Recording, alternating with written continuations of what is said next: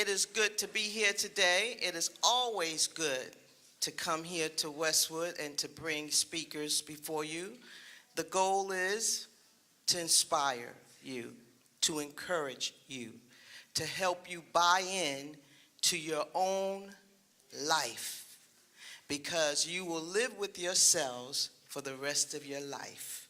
And no matter who comes or who goes, when you look in that mirror, you will only see you. And I want you to be able to look in that mirror, as our first speaker, which was the superintendent of schools, gave us that assignment, if you remember. And he said, go home and look in the mirror and ask yourself, who is this? What can I accomplish? What do I want to see when I look in the mirror? I'm going to give a real quick story of a young man who is now almost 40 years old. But I knew him when he was your age. In fact, I met him when he was 9. And he went to school right here in St. Lucie County. And this young man was in ESE classes all his life. He came from a family that was kind of poor, had a lot of children in the family. His brothers and sisters were smarter than him. But this young man, academically smarter than him. How many of you know being smart academically is just one form of intelligence? Okay? Because you could be very smart academically and have a bad attitude. And if a person has a bad attitude, then their academic status is not going to help them much in life. I've seen it over and over and over again. But this young man, he had the right attitude. His teachers loved him. He was very respectful. He was very thankful to his teachers. And he won a trip when he was about 13 years old to Disney World, to Orlando, because if he had the attitude, he was chosen among all of the students to attend. And from that time on, and even before that time, because of who he was, and I could look at him and tell that he would be someone someday, even though he was in ESE classes all of his life. Long story short, his brothers dropped out of school. His sisters dropped out of school. But this young man, because he had the right attitude, he graduated from high school. And today, before you clap, he heads up our maintenance department over several different schools here in St. Lucie County. He is the boss. So I say that story to you because I want you to know that you may not go to college, you may not do other things, but make sure you graduate from high school. And another thing, he stayed away from drugs. Drugs is the first thing that can destroy you quickly and make you out of a totally different person than who you are. But he stayed away from that, and he was determined to graduate from school, had the right attitude. This man is a great success today. He still calls me, and he calls me Mama D, because we were with him the whole time, never gave up on him. So at this time, with that story said, I am going to introduce two of our speakers. I want us first to thank my husband for being here with me. He is my protector. He's my bodyguard. I have been with my husband for over 40 years because he's a good man. Because he's a good man. So we're thankful for him being here today. We have today two very special people. I'm so glad they're here today. We have Commissioner Kim Johnson. He's County Commissioner. Would you wave to us, Mr. Kim Johnson? And then we have with us Dr. Charles Zolicoffer. He's a medical MD doctor. He works right here in Fort Pierce at the Florida Community Health Center. And they have both come to tell you their story. That's why I asked my speakers to come. I want them to encourage you, but I want them to give their story so that you can relate with them and they can talk about the path they took that brought them to where they are today. So we're going to begin with Commissioner Kim Johnson, and we're going to ask each speaker to please do 15 minutes for us. Thank you. Put your hands together for Commissioner Kim Johnson.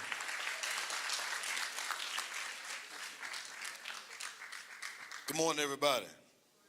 Come on, say it loud and proud. Good morning, everybody. Good morning. Now, I want you to do a couple of things for me. First of all, when my hand goes up, that means your mouth goes down. Secondly, I want to sit up straight. Come on, sit up straight. You listen better when you sit up straight. And thirdly, I want you to do this real quick. You got 10 seconds to do it. How many of you want to be successful at something in life? Raise your hand. Okay, good. Put your hands down. Now, real quick, if you want to be successful, by the time I get to 0, you're going to have a pen or a pencil and a piece of paper, and I'm going to give you some information to help you become successful. 10, 9, 8, 7, 6, 5, 4, 3, 2, 1, and my hand is up. My hand is up. That means no talking and stop moving. I'm waiting. Now, real quick, listen up. First of all, you notice I have on maroon and gray, right? So let me ask you a question. What high school you think I graduated from? All right. So, say this with me. All day. Come on, say it with me. All day, maroon and gray. I'm all day maroon and gray. All right? Now, but listen, real quick, listen. I need total silence I got about 12 minutes to get my information to you. I need total silence right about now. Now, let me say this to you real quick. Graduated from Westwood High School, but everything was not easy for me coming up. I remember back in 1979, I experienced my first family death. My uncle got killed. 1979. Then I had a grandmother die. Then my father got killed. Then I had a grandfather die. So I was going through all these different deaths in my family. And as a matter of fact, the first 7 years of my life was wonderful. It was me, my mom, my dad, my brother, my 2 sisters were all in the same household. By the time I turned 8 years old, both of my parents separated. After my parents separated, they never got back together. I was angry, I was hurt, I was disappointed. I would go to class, sit in class, and reject whatever my teacher was saying because my parents were not together. I would also rebel against school rules because I wanted my parents to be together. But here's the deal. I had to learn that my parents loved me, and they did what they had to do, and they did not want me to see them fighting, so they went their own separate ways, but they loved me from right where they were. And so when I began to understand that, I began to see some things a little bit different, but I still had a problem because later on my dad ended up getting married. I had a stepmother and a stepbrother who I did not know and I did not like. Did not know these people, did not like these people. As a matter of fact, during the week, I would stay with my mom. When the weekend came, I stayed with my dad. When I stayed with my dad during the weekend, I would go over to my dad's house and stay. And during that stay, when my dad and my stepmother would go places, I would beat my stepbrother up. I'd be like, what you say? He'd be like, I ain't said no. No, I'm just kidding. But listen, real quick. So the story goes, later on, about a year after my father got married, my father ended up getting killed. I was in the 7th grade at the time. And after my father's death, I came back to school. When I came back to school, guess what I would do? Hang out in the hallway, feeling sorry for myself, go to class, and really not do much of nothing in class. My grades were going down. I wanted to play sports. My mom said this to me, you are not going to play, any sports until you bring your grades back up. Because I wanted to play sports, I brought my grades back up, and then I did enough to pass from the 7th grade to the 8th grade, from the 8th grade to the 9th grade. I finally got to high school, at Westwood High School. My 9th grade year of high school. I was supposed to play varsity football my freshman year in high school, so guess what I started doing? Hanging out with all the senior football players, trying to act like them, think like them, dress like them, impress them so I can be around them. I got some bad news for you. If you got to act like somebody, think like somebody, dress like somebody to impress somebody, guess what? They don't like you. Because if they did, you wouldn't have to impress them. So I'm hanging out with these guys. I get my first report card in high school, and guess what? You can tell me you got bad grades. There's 3 ways you can tell you got bad grades. Number one, if you got to ask your teacher for some extra credit work, you got bad grades. Number two, if you got to pray before you get your report card, you got bad grades. And number three, if you got to peak at 1 grade at a time, you got bad grades. I prayed before I got my first report card. I peaked at 1 grade at a time. First grade I saw was an A. And I'm like, ooh, yeah, I got an A. My A looks so good. Guess what I had an A in? PE. I looked at my next grade. I had a C in my English class. Only reason I had a C in that class because I had a teacher that was so awesome. There was a class full of class clowns. I was one of them. My teacher would come to the back of the classroom and stand there and would not move until we got started on our work. I ended up getting a C out of that class because I did all my classwork. Then I looked at my next 5 grades I had. My little say I started counting Spanish when I saw them.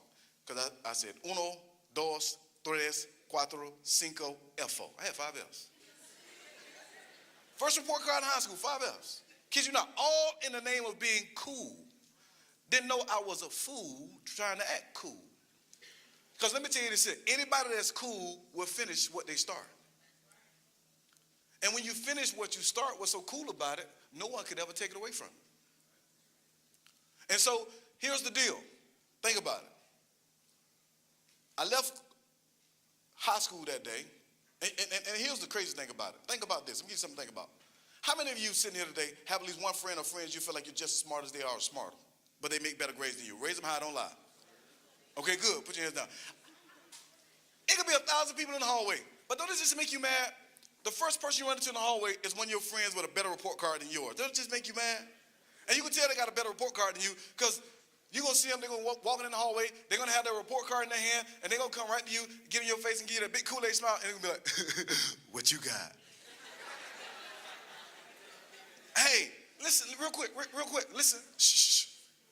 I had a friend of mine do me like that. I walked outside in the hallway. When I had my report card, I told him I didn't have mine. He showed me his. He had all A's and B's. Let me tell you this. I got mad because I felt like I was just as smart as he was or smarter, and he had A's and B's, and I didn't. So guess what I did that night? I went home that night, and I began to ponder and wonder of what my dad would say. As a matter of fact, the question confronted me as I began to walk out the door. And the question was this. If your dad was here right now, what would he say? I knew he would say something like this. Stop feeling sorry for yourself. Get yourself together. Stop making a mark on my name and do what I showed you how to do. I'm going to give you 10 things that's going to allow you to become successful real quick. But before I do that, let me say this. I went to high school with over 1,200 students here at Westwood High School. I've been out of high school for about 27, 28 years now. Out of those years that I've been out of high school, guess how many people I saw since I've been out of high school? I only saw about 35 people since I've been out of high school. That's a little more than one person a year. Think about this. The average student probably spends about 20 to 60% of their day trying to impress people who you'll never ever see again in your life after high school. So it's not about your friends. It's not about everybody else. It's about you. So you got to take care of yourself. And sometimes you think your parents are trying to stop you from having fun when they say stop joking and playing around. Your parents know something that you don't know, which is this. If you continue to joke and play around, people will take you for a joke and never take you serious. If people take you for a joke and never take you serious, you never have a serious opportunity to make serious money because you decide not to be serious. Serious people make serious money. People that play around end up playing with play money known as Monopoly, and they wish it was real. You don't want to be that person. So here's the deal. I went home that night, and I decided to change some things around. So I want you to write this down. Success at home. Write it down. Because before you ever come to school, you're at home, and you need to learn how to have success and preparation at home so you can make good grades in school. So, number one, first thing I would tell anybody to do when they go home after a hard day of school, have what I call me time. Write that down. Me time. That's your time. 1 hour and 30 minutes of doing whatever you want to do. Me time. Okay, now watch this. Here's the deal, though. If you're going to have me time, because some of y'all get kind of caught up. Like, I'm going to tell you what the girls do when they go home. Girls, as soon as you go home, as a matter of fact, I tell you all you want to do when you go home. As soon as you go home, you walk inside the door, you put your book bag down, and then you go straight to the refrigerator. You go to the refrigerator, grab something to eat. After you grab something to eat, all of a sudden, you go grab a remote control, you go straight to the sofa, you turn on the TV, you find something to watch. All of a sudden, the commercial come on, you go get something to drink, and come right back. Then another commercial come on. You go get some chips and come right back. By the time the third commercial come on, you ain't watching TV no more. TV watching you, you sleep. And this is what you do when you wake up. Let me tell you what the girls do when they wake up. Girls, as soon as you wake up, your vision is blurred, your eyes are bloodshot red, you can barely see, you tripping over all kind of cords and stuff, and still, some kind of way, girls, you make your way up to the phone. And y'all be on the phone for about 2.5 to 3 hours talking about some boy named Tyrone. Ooh, girl, you seen Tyrone on yesterday, girl? Now, listen, shh, real quick. And the boys, at least the girls are only on the phone for about 2.5, 3 hours. Boys, you worse than the girls. Here's the reason why. Listen, shh. Boys go straight to their room, lock their door, and play video games for the next 8 hours. That ain't good. All right, now, so listen, shh, listen. 1 hour and 30 minutes of me time. The 1 hour and 30 minutes of me time is equivalent to watching a movie. Why only 1 hour and 30 minutes? Because anything you do for 2 hours or more, by the time you get finished with it, you're not going to do anything else. So 1 hour and 30 minutes. Now, if you're watching the movie and it's towards the end, go on and finish watching it. Second thing I want you to do, you got to do this. You got to be obedient at home. Complete your household chores. Write that down. And a lot of y'all get mad at your parents when the weekend comes. You ain't done your chores all week. You get mad that your parents won't let you go anywhere. And it turns from bad to worse. Think about it. Don't do your household chores. Can't go anywhere. You get mad at them. Forget to do your homework. Don't do your homework. You don't study for a test. You come to school. You make a bad grade. You didn't turn in your homework. Now you're mad at everybody. Now you got bad grades because you didn't do your household chores. So you got to get it together. Number 3, listen, write this down. Study and or do homework. That's number 3, study and do homework. Guess what? You should take at least 2 hours on studying and doing your homework. Because think about it. Some of you guys have tests during the week. You know what tests you're going to have? The classes that you have a little more challenge with are the classes that you definitely want to be studying for your tests. And make sure that you get the homework done in that class. But what's natural to you, it comes natural to you, you're already good at. Number 4, prepare tonight for tomorrow. Get your stuff out tonight for tomorrow. Because if you don't get your stuff out tonight for tomorrow, guess what's going to happen? You're going to wait till the last minute, you're going to get up late, and then you're going to rush out the house, and you're going to forget your book bag, and now you got zeros in your classwork. Okay? So you want to do that. Make sure you prepare tonight for tomorrow. Now, when you go to school the next day, write this down, school success. Skip a line, write down school success. I'm giving you a couple things for school. First and foremost, show up, write this down, show up before time to be on time. If you're showing up at 8 o'clock, you're actually late. But if you show up at 7:59, you were there before 8 o'clock, so you're there on time. As soon as the clock hits 7:59, 59, you're already there. So when 8 o'clock hit, you're already on time. And the reason why you want to be there before time to be on time, here's the reason why. Because when people see you early, they see you value what you're doing. And they see you value what they're doing. And they want to help you more in what you want to do. Okay? Number 2, get out of the hallway and get to class. Some of y'all stand in the hallway and hang out in the hallway, and guess what? The more you stay in traffic, if you were a driver, the more you stay in traffic, the more susceptible you are to get in an accident. Do you know the more you stay in that hallway, the more susceptible you are to get in trouble? So get out of the hallway and get to class. Okay? Number 3, as soon as you go inside that classroom, first thing I want you to do is pay attention to the board. Now, a lot of times you're asking your teachers what to do when it's right there on the board. Now, I hate to be like this, and I was that boy, so I'm no different than some of these young men out here today. But let me ask this question. Now watch how many girls raise their hand. How many girls have had a boy sit next to you and they turned over to you and they say, "What page we on?" And it's right there on the board. Okay, good. Now listen, shh. The reason why I said that, boys, is because sometimes girls tend to pay more attention than we do. And we can learn something from girls too. So give the girls a hand. Don't be shy, boys. Give the girls a hand. All right. So you can learn from them. Now, listen. Shh, next one. Number 4. I think it's number 4.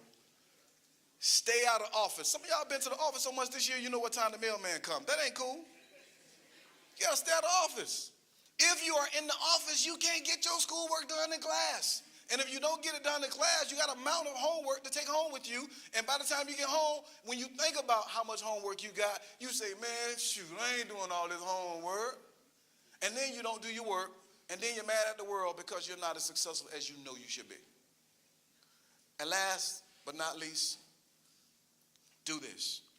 Complete or finish everything that you start. A finisher is a winner. A finisher will always be a winner. I don't care, I'm going to be honest. How smart you are is great, but how you finish is greater. Because I would always prefer a finisher over a smart person that won't do nothing. And guess what? You guys are smart enough to succeed. You guys are smart enough to achieve. You guys are smart enough to do whatever you want to do in life. But you got to say this every day. Whatever I start, I'm going to finish. And if you do that, you're going to be fine. Guess what? I knew I was going to college, but I never thought that I would be an elected official. I went to high school here. I go to college. I'm playing college football. I got a chance to play against the University of Florida in front of 95,000 people on national television. It was a dream come true. But I didn't limit my dream to being on the field.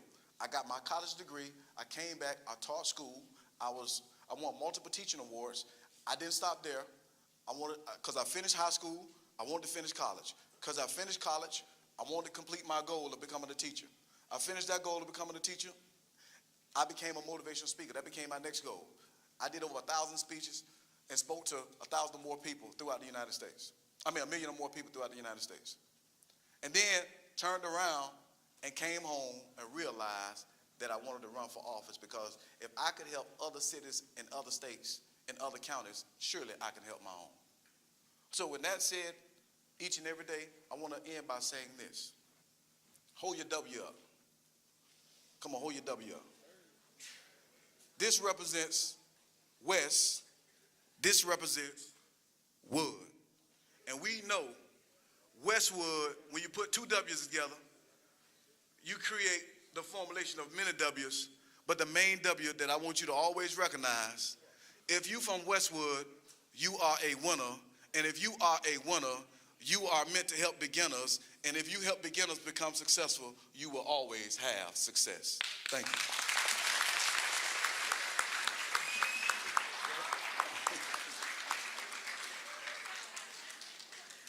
And now, we will bring before you Dr. Zolicoffer.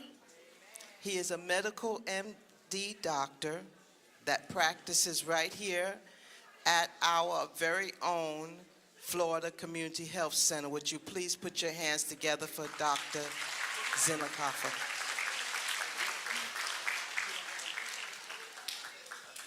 Good morning. There's 9 of us in my family. Single parent in New York. Grew up in North Carolina and went to high school and college in New York. So 6 boys, 3 girls. 1 mama supporting all of us. And you have everybody saying, when my parents got divorced, oh, you're not gonna succeed. How can one mother support all those kids? Because everybody else in the neighborhood was going to jail, dropping out of school. And my mom said, I only have one edict. I want 9 diplomas on my wall. That's all you have to do, 9 diplomas. I don't care whether you come in first, whether you're the top of the class or the end of the class. I want 9 diplomas on my wall. That's all she cared about. So we all knew we wanted to do something. We knew that was the minimum. I knew I wanted to be a doctor early. From early, I knew I wanted to be a doctor. But I'm going to ask this question. How many of you today know what you want to do in life? How many of you all today have thought 5 years from now? Good. Because that's where you should lead your life. Not today. You got to think, where do I want to be 5 years from today? Am I going to be in college? Am I going to be at, raising a family? Am I going to be in jail? Am I going to be... No one plans to go to jail. You end up there. So you got to think 5 years from today. And some of the decisions that you make today, even the next 10 minutes from now, will affect the rest of your life. So one thing I want to say that I want you to remember is to slow your life down. I mean, really slow your life down. Because we all make decisions. Having said that, I'm going to move on to my next part. When I got to high school, like you, there was a lot of kids in my class, and I'm being one. I want to be a doctor, I want to be a lawyer, I want to be this, I want to be that, I want to be that. Okay? The people who I met when I was in my freshman year, half of them I didn't know or deal with when I was in the 10th grade. In 10th grade, you had new friends. In 11th grade, you might have found somebody else. So in the beginning, I might have had 15 people who I thought were tight with me. By the time I graduated from high school, it's only two. Only two. And my twin brother was one.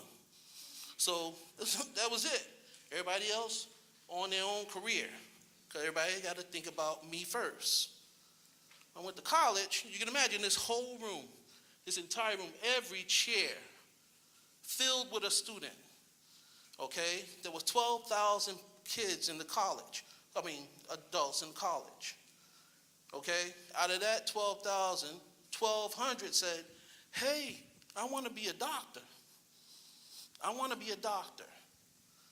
Okay? So you can imagine out of 1,200 students, how many actually graduated and went on to medical school? 1,200 students. And that started with me, who actually graduated. There was only 9. 9. So now let me ask you this question. What happened to the other 1,000 and la, la, la, la, la, la? What happened to them?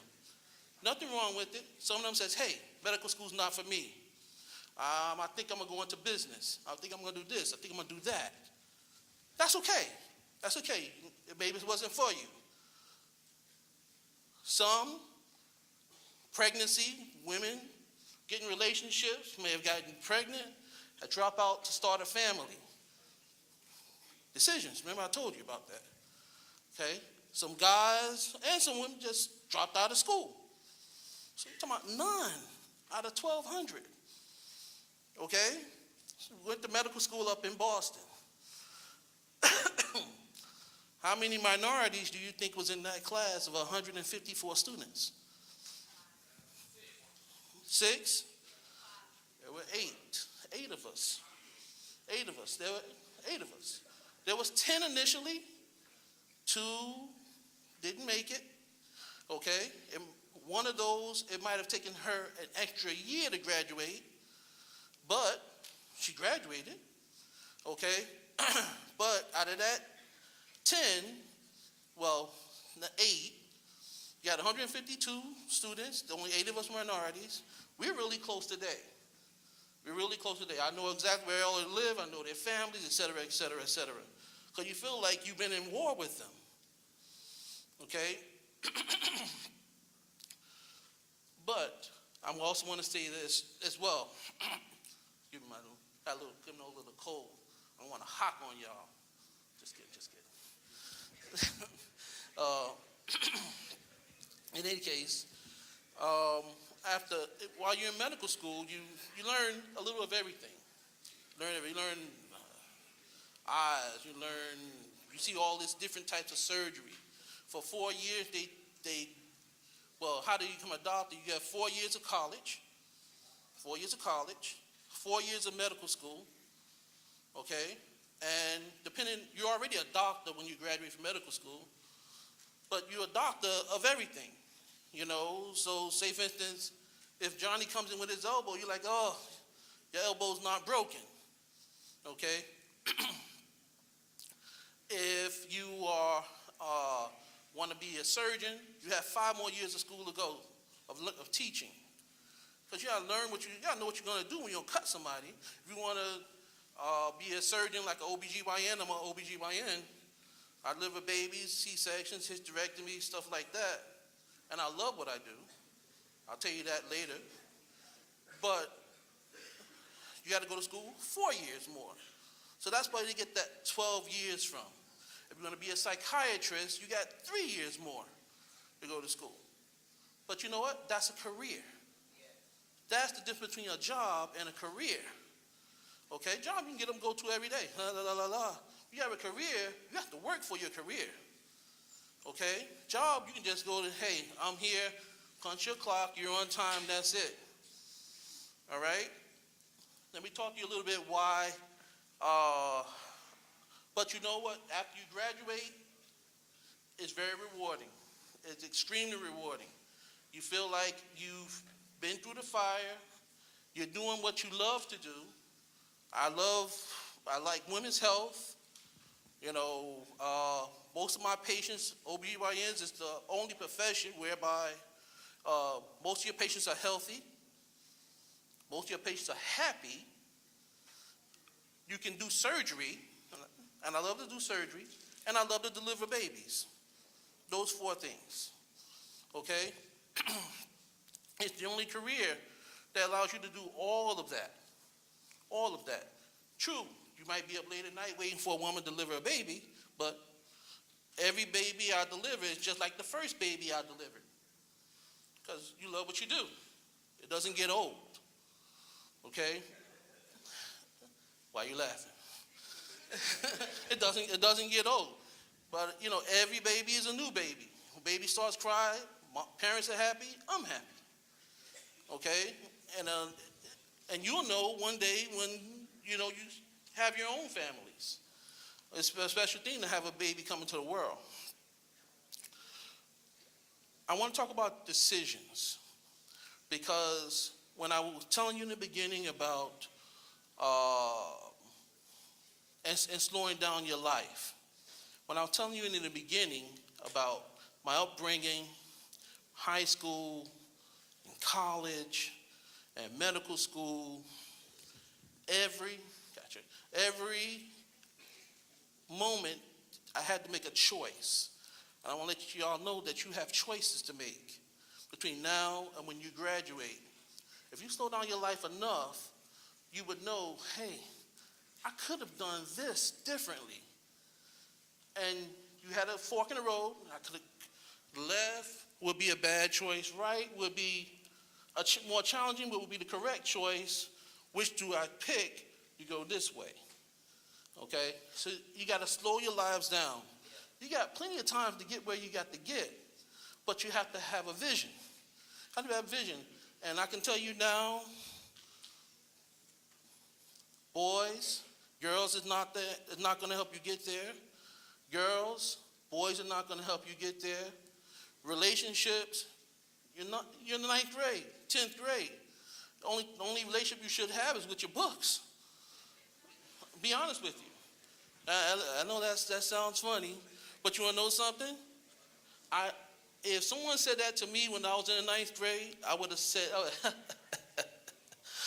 yeah, right. But when you get 20, 30, 40 years old, then you're like, dang, I should have listened. You start to think about all the decisions that you could have made and should have made. You think about where you could be, where you are today, and where you could be if you had made the right decisions later. I'm not done. I'm done. So I want to say to you, the best of luck. Have a vision. Slow your lives down. And when you get your career, no matter what it is, no one's going to ask you, after you graduate from college, I think you should all plan to go to college and get a career in whatever it is, nursing, medicine, architecture, whatever. After you graduate, no one cares about what school you went to in the end. They want to know, are you good at what you do?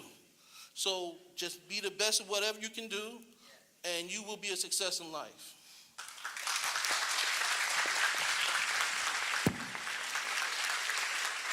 First of all, the first thing I want to say is that you guys, women, young ladies, young men, are the best we have in this community.